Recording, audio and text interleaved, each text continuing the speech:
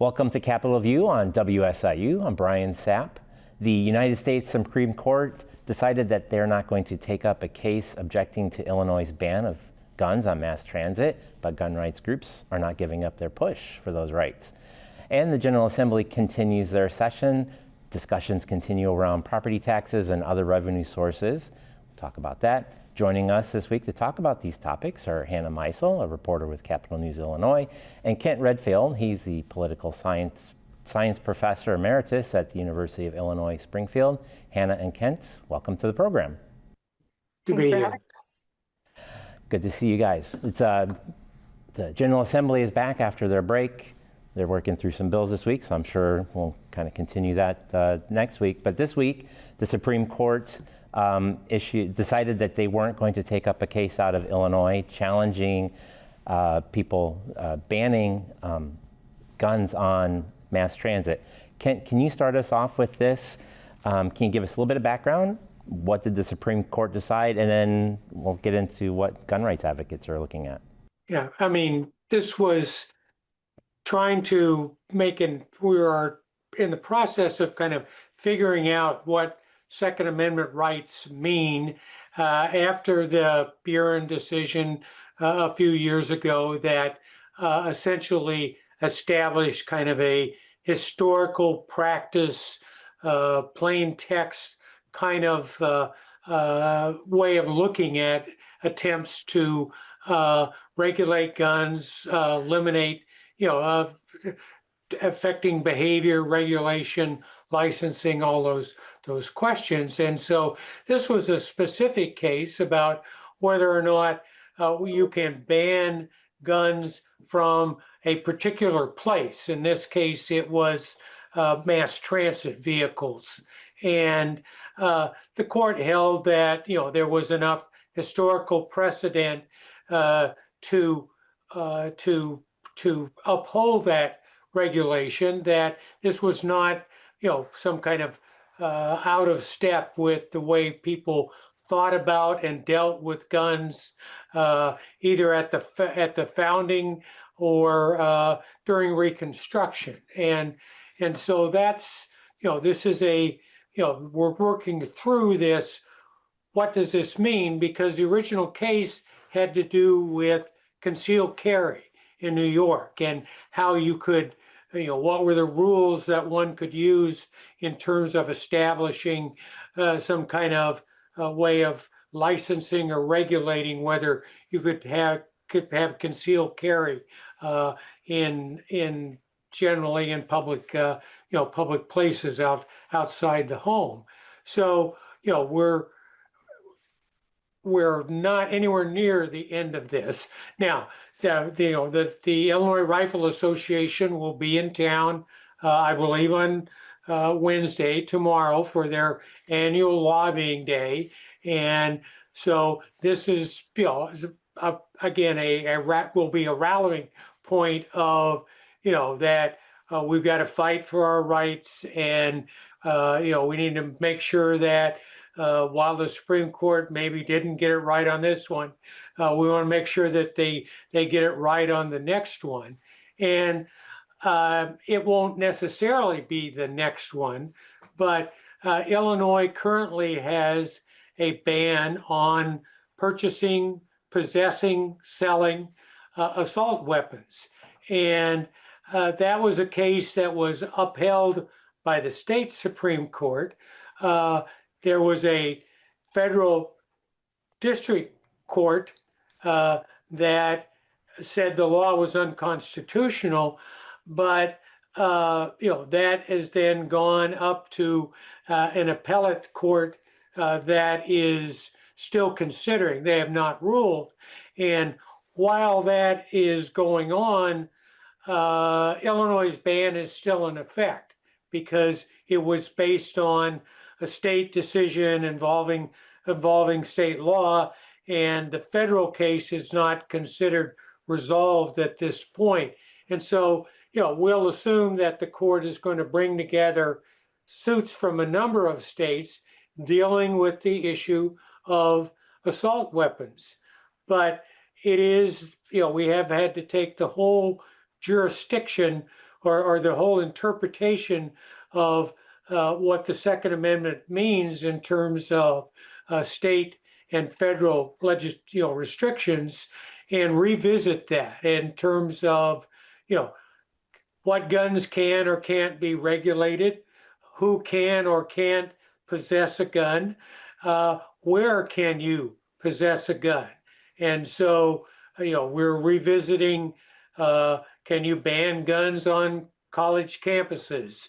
These are usually triggered by a particular incident. And so the assassination of Charlie Kirk on a college campus out in Utah, sparked that debate again in terms of what's reasonable. We have red flag laws that essentially allow courts, you can petition a court to preemptively stop one from possessing a gun. These are usually to dealing with domestic violence situations, orders of protection. Someone has been judged, criminally dangerous in terms of a court proceeding, but it is not clear where all of this is going, and so this is just one little window into what is a huge rethinking and battle over exactly what does the Second Amendment mean in 2026. So Illinois is not likely to do anything that's going to anything more in terms of restricting guns, but this is playing out on a national stage. Definitely. And I just wanted to quickly kind of get your thoughts on this. The Rifle Association's going to go protest and rally. Are they going to have much of an impact other than with their base, do you think? Well, I mean, they do this ISRA rally day every single spring. I do think it's interesting that the Supreme Court refused to take up this issue. I wonder if there is a similar challenge from another state, presumably another blue state, that bans guns on public transit. That's perhaps more ripe for review, but it does seem to be in line. Kent alluded to a 2024 Supreme Court decision that upheld a law that restricted guns from people who had domestic violence orders of protection against them. That the court, by an 8-1 decision, said, that is in line, at least with like an originalist point of view, viewing the Constitution. But, I think it's really interesting that, of course, these things do go slow, but I would have bet that we would have heard, by mid-2026, whether or not the court might take up Illinois' ban on assault weapons that was put in place in early 2023 in response to the horrific 2022 4th of July parade shooting in Highland Park. That's still working its way through the court system, and we'll see where that goes. But I think Kent's right. I think that lawmakers still want to eat around the edges. There's this issue of, guns that convert to automatic rifles. There's, this issue that's been floating out around about 3D printing guns. But I don't know, I guess you never want to make bold predictions because you never know what could happen. But I do think that Kent's right, that in this current judicial climate, lawmakers are probably unlikely to do anything else really big on guns in the foreseeable future. Okay. I think that this is going to have to make its way through the courts, and some of the reading that I've seen, it sounds like there's other cases that, like you said, might be more ripe that they're waiting to make their way through. So I just have to wait and see and let them deliberate. Going to stick with you, Hannah, and talk a little bit about some court cases and some more law issues. The state had passed a bill that prevented the ICE operations in state buildings and in the courts. But it sounds like ICE hasn't been following that bill. Can you talk to us a little bit about that? Is ICE operating where this state bill says they can't? Correct. So in the midst of Operation Midway Blitz in the fall, this massive Chicago area focused, mass deportation campaign, lawmakers in Springfield were meeting for traditional veto session in October, and that's when Democratic led majority passed this bill that would, among other things, prevent federal agents from making civil immigration arrests. I want to be clear, civil immigration arrests, Sure. not criminal immigration arrests in, among other places, state courthouses, which, translates to your local county courthouse, in and around those courthouses. Pretty immediately after the governor signed the bill in, I believe, December, the Trump administration sued Illinois over that law. Litigation on that in the federal Southern District of Illinois is ongoing. But this past week, Cook County officials sounded the alarm that there had been, basically five known incidents of ICE agents going into Cook County courthouses, particularly four of those instances were in the dedicated domestic violence courthouse in Cook County, and attempted to make arrests. Arrests went forward in three of those cases. And, basically, Cook County officials in immigration and domestic violence advocates said it's particularly pernicious to do that in domestic violence courthouse because, the folks who are there, it would make it less likely for people who, have unprotected status to report domestic violence if they felt that, on top of the threat from their estranged partner, on top of the threat from, maybe that person's family or friends, that you would also have the threat of immigration agents going after you. And even if you wanted, say a protective order from your partner who had been violent toward you, don't possibly that person is also financially responsible for you and your children. And so you don't necessarily want them deported. And of course, if it's you who is unprotected, then, you have an even greater risk. Anyway, and so, it's the it's the Trump administration's position that this law doesn't mean anything because you can't really pass a state law to control what the federal government does. I do think it's an interesting issue of, basically the supremacy clause. But, like I said, there's been five known, incidents of agents showing up at these courthouses. This is just in Cook County. We don't know if there's been even more in Cook County.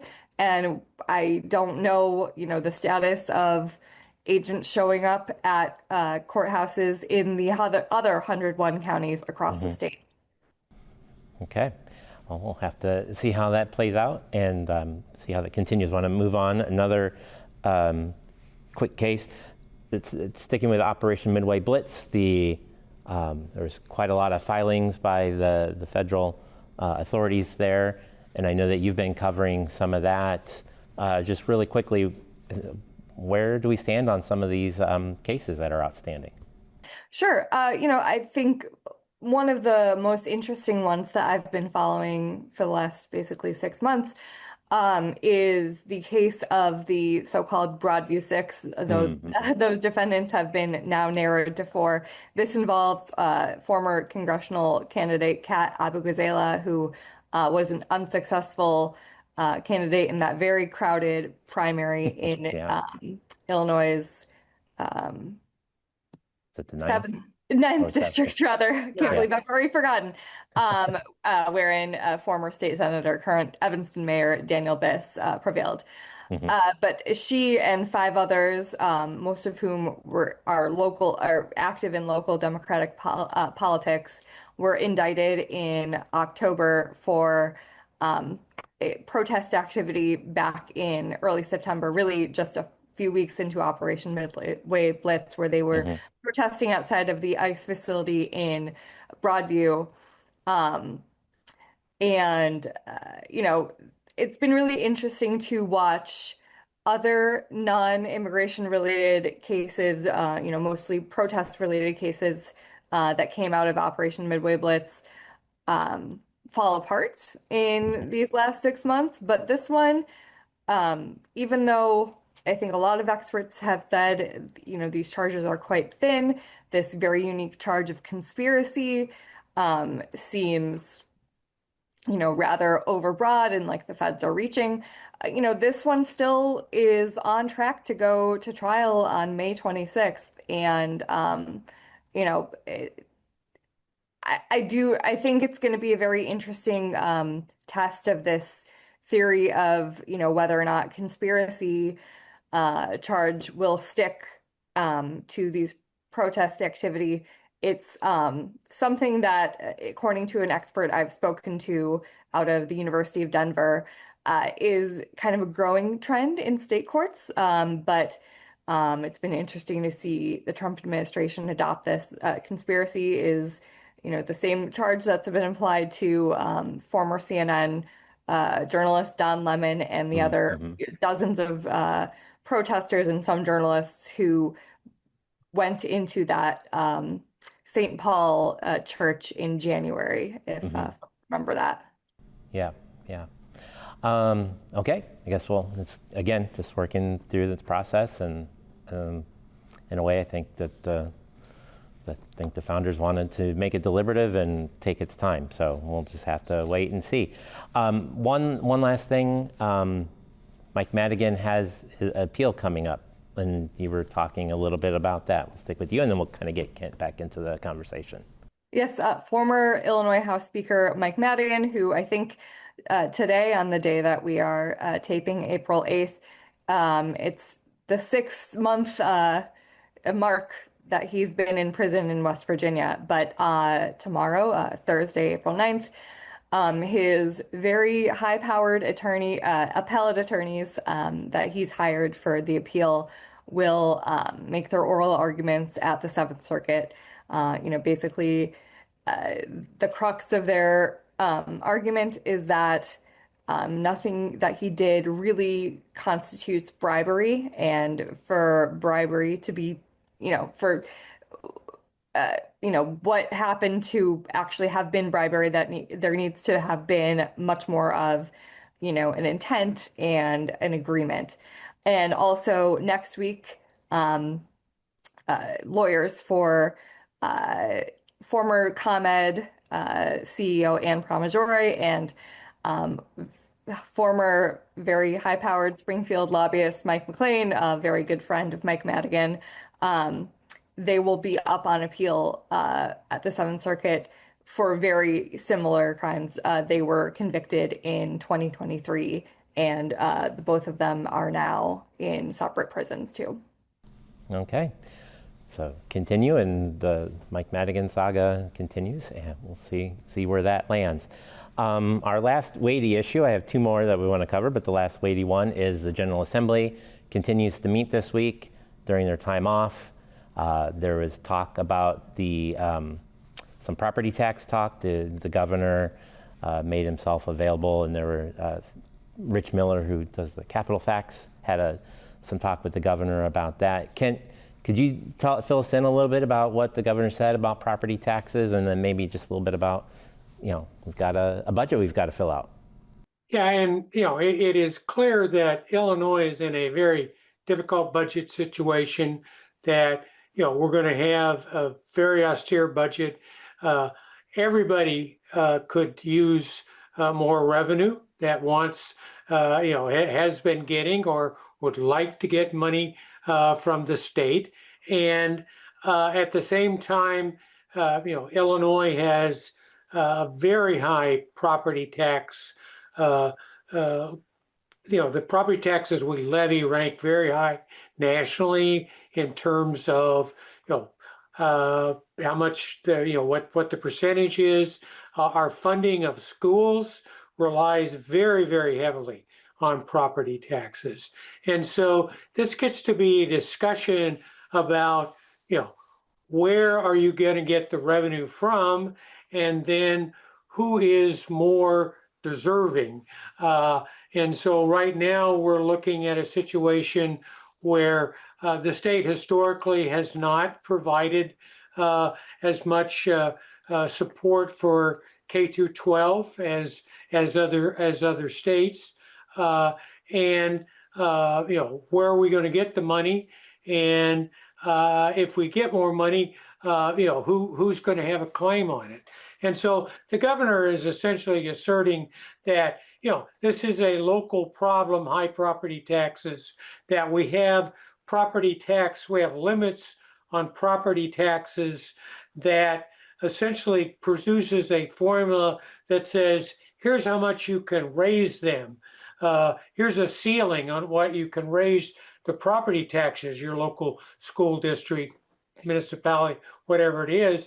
And, reflexively, local governments raise taxes every year up to the limit that is available. And now that doesn't end up with, some districts have lots of surplus. Most of them don't. But, so there's that dynamic to it. And then if the state is going to provide relief, then, are we going to take money away from higher ed? Are we going to take money away from public safety? Are we going to get more money? And so there's a discussion of a millionaire's tax. And we're basically talking about a surcharge on people that are making money above a certain amount. And this appears, most people think this would require constitutional amendment to get around this state's requirement that taxes be levied, income taxes be levied on a flat rate. And so, there is movement to, let's get this on the ballot, let's get it done. There are questions about whether or not, as the governor suggests, you might be able, and other people have suggested, you might be able to do this without fixing,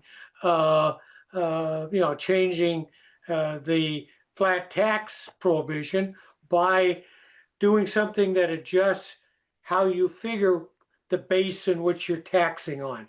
Can we adjust loopholes in taxable income to make that fall more heavily on people that have a higher income? And so that's just, that's adjusting the way that you administer a flat tax, because we have all kinds of exemptions that within that. And so, this is something that, we're trying to fix. 50 years, 40 years, pick a number of really bad fiscal policy.